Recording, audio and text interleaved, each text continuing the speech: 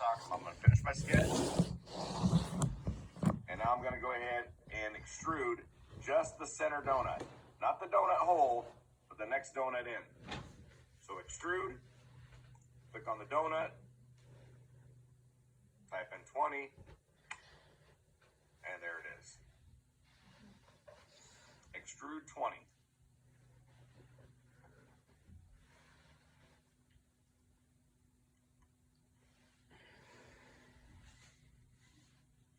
All right, the reason why you do two different extrudes is because the thicknesses are different. This is essentially how thick just the bottom of the pressure cylinder is. That's it. Okay, so this one right here has a thickness of the bottom of it of this much. The rest is going to be just the thickness of the side all the way around. Our pressure cylinder is pretty hefty. So the bottom is extruded to 20, and now we go to the next piece. And we're going to extrude that up 65 millimeters. And we're going to essentially make a bowl. Make sure that when you extrude this, that under operation it says join, because we want those two pieces of extrudes to become one. So the second one, the outer circle, is 65. And I'll do that on mine as well. Remember, if your sketch turns off, you can always just turn it right back on by clicking on the eyeball for sketch 1. And now I'm going to extrude the next part, 65. And if you did positive 20 the first time, you can do positive 65 on this one. And there is our piece.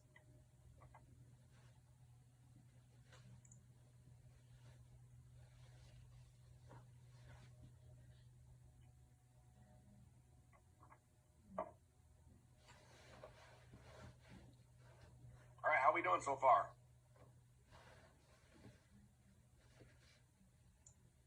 The smaller donut is 20 extruded tall. The outside, 65. 20 and 65 are extrusions.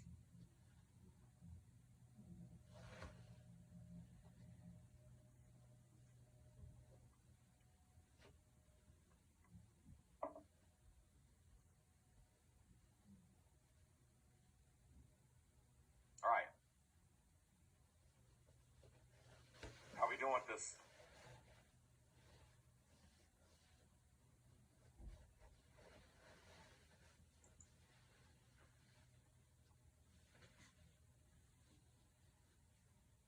All right.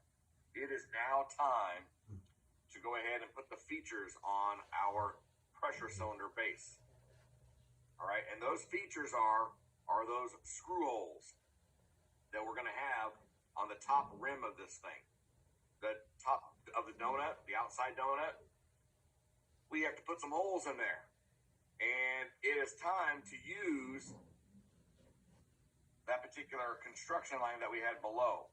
Now, you didn't have to put it on the one before, but I like to, because I like to project, so I can keep the centers lined up. Some of you, if you remember that crazy one that we had to do, the what was it? Was it 9-1 or 8-1? I think it was 8. I don't remember. The one that where the circle in the back had to line up with that crazy looking arc one in the front when we were putting the web in. Anyways, if it doesn't line up right, it makes your whole part not correct. So I like to use project because it lines everything up vertically around the origin. So the next step is we're going to go ahead and add another sketch. And as you can see, all we're going to do, you can see the purple line. I don't know if it shows up real well for you. The purple line is the projected line underneath the construction line I had.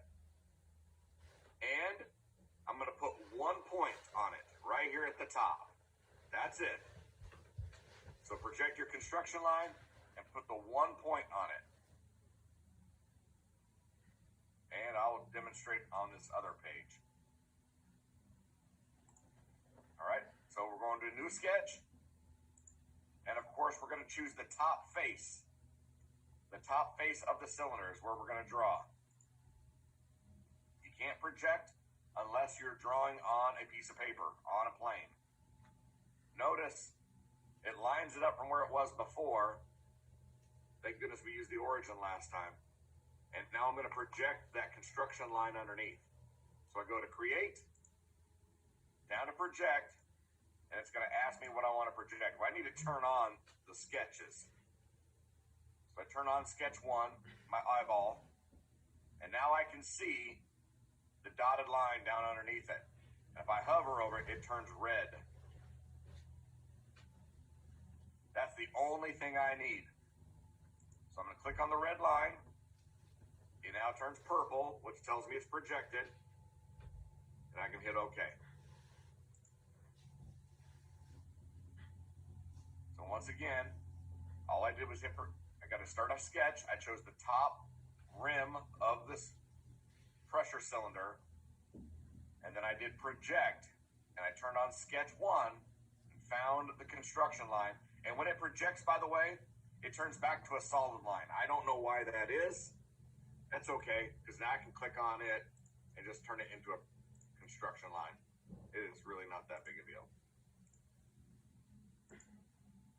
Come on, machine. Here it goes. Okay. It is a construction line, just doesn't look like one. Okay. You can turn off sketch 1 underneath it if you really wanted to. What we really just want, though, is we want that point put on here. And of course, I'm going to use my techniques I always use. I want to make sure it's on the right spot, so I use my constraints. So I'm going to create a point. 1 point, that's all I need. And I'm going to put it off on here in the top. And as always, I never put it in the right place.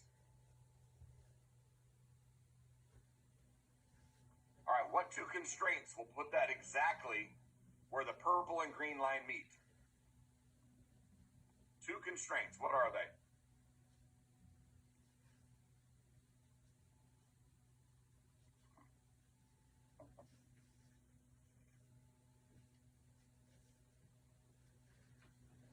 Tangent will meet 2 lines together. All right, Amrita, I like your answers. You have a vertical or horizontal. Yeah, that'll line it up onto the green one as long as I use the origin. Make sure you're using the origin. And then the coincident. Yes, my favorite. I like that. All right, so let's go ahead and do that exact thing that Amrita has suggested. First, the horizontal vertical. I'm going to turn it on. And I'm going to click on the 2 things that I want vertical to each other. Well, I know that the origin can't move, so obviously that one's staying still, but I'm going to click on it. Then I'm going to click on the point, and it lines them up vertically. So it's on the green line. Now we got to put it on the purple line too. So the coincident is now, we're telling it with using the coincident tool that that little white point and that little purple line need to happen at the same location. And there's 2 of them that would work, the other one being way down here. But unfortunately, it's so far away, it's going to go to the closer one because it assumes you want the closer one. And that's good enough.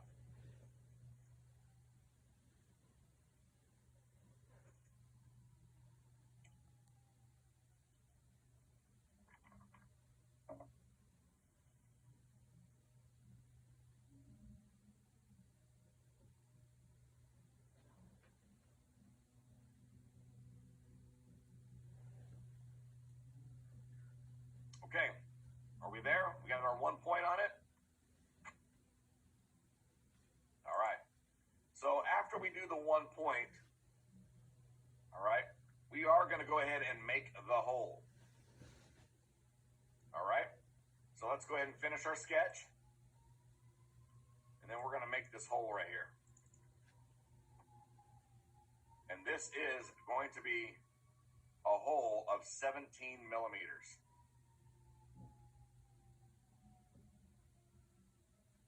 17 millimeters. And that hole is going to be located right there on that point. So if you have to do some sort of sketch point, just use the single sketch point you want. Turn it on. It's 17 millimeters. And I'm going to leave this on here for just a second so you can see exactly what the setup of the holes are. Notice what type of holes I'm using. I'm using a pointed drill point. It's a simple hole. And I'm not putting the tap on it yet, but I could. All right? We're going to come back to this and alter it in a little bit. And the reason is Fusion 360 has a problem with threads. And honestly, the reason it has the problem is because when you go to capture the image of the threads later on to match them with the gasket and the lid, it's going to only catch part of the circle. We don't want that. It's kind of a pain. So let's leave it without threads right now, and we will come back and thread it.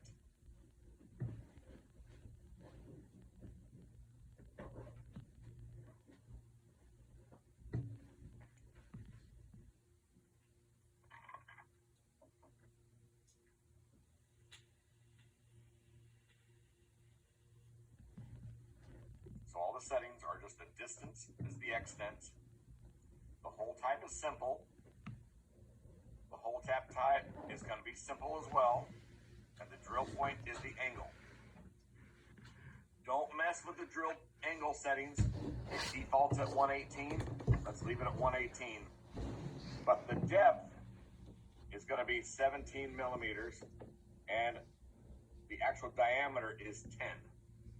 So copy each of this information in the box there. Don't put your own numbers in.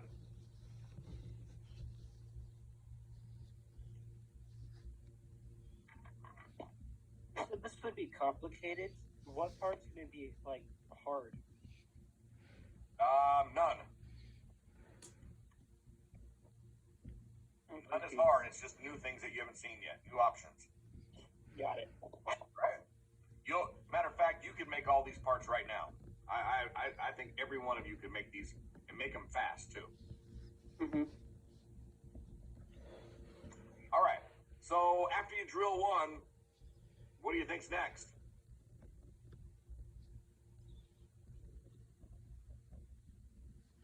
I'm gonna do mine real quick here.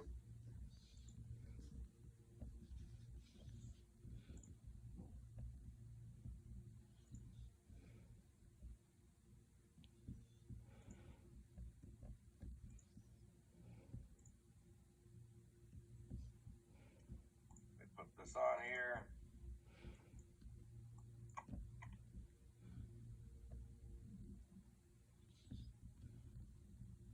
A pattern, yeah. We're going to do a circular pattern for that matter, right? Not just any pattern. But since it's going around a circle, we got to have a circular pattern. So I just put my hole in there. Hole of diameter 10, 17 depth. And we now have a hole in our cylinder. So it is time now to turn the pattern tool on. Now let's go back to our original. So the setup on the is that we have 8 holes. All right. And the setup is simple. You're just selecting the object, which is the hole itself. Make sure features is turned on. Select the hole, and then change the number to 8, and that's it. That's the only thing you got to do under circular pattern.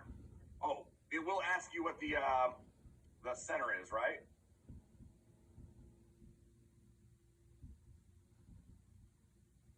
And the center, of course, is the origin.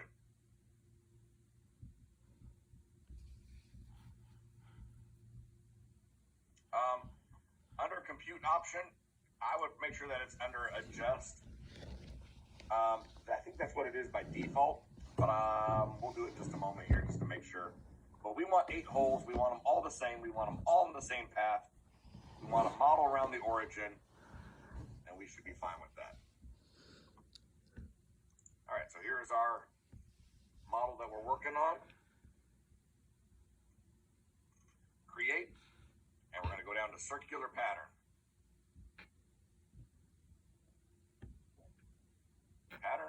circular pattern.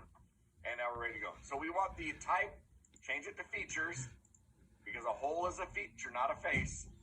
It's going to ask me what is the feature, and that would be the hole.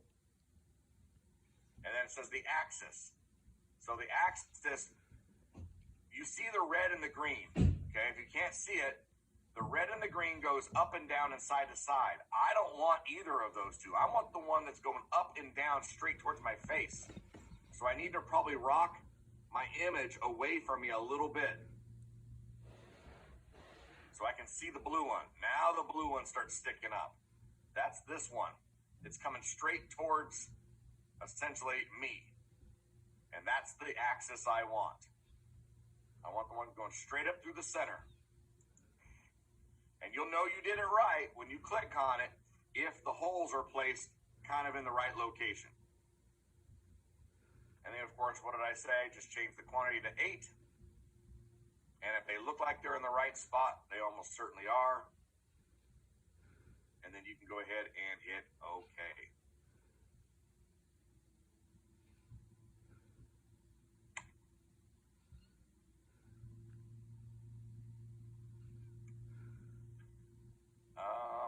I guess it could look like a revolver, only revolvers have 6 particular chambers there, wouldn't they?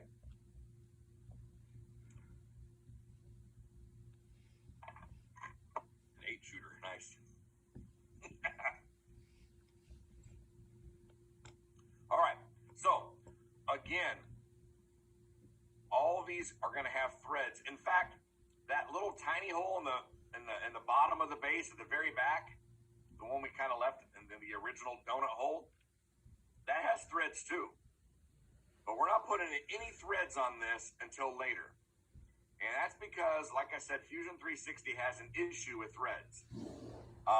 It can do them, but when you base a new image off those threads, it will not be a complete circle.